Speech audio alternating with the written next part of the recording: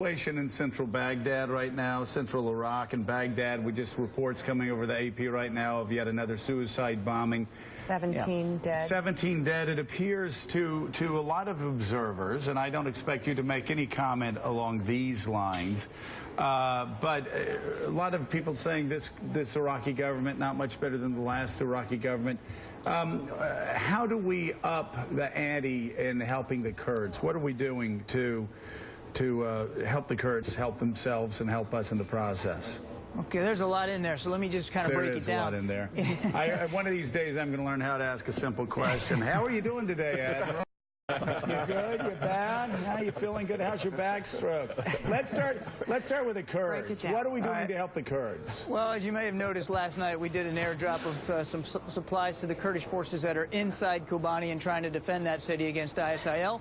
Every indication that we have this morning is that the bundles made it to the hands we wanted them to make them to. At least the vast majority of them did.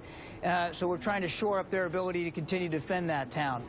Up in the north of Iraq, our partner nations, many coalition nations, are still resupplying Kurdish forces there in the north. We have a joint operations center up in Erbil. We are doing some advise and assist at a very high level for Kurdish fighters up there in the north, and they are holding their own. There's no question about that. Let's go down to Baghdad. You talked about the IED attack. There should become as no surprise to anybody that ISIL wants to continue to threaten the capital city. This is a group that not only is a group of terrorists, but they want to grab ground. They want infrastructure. They have these governing designs, this caliphate vision. So it should come as no surprise that they're threatening Baghdad.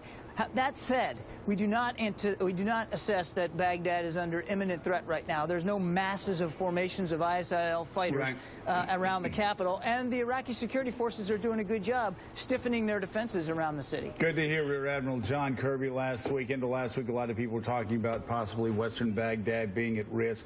Thank you for being with us. We greatly appreciate it. As always, we'll work on simplifying my questions next time. Still ahead. Good to have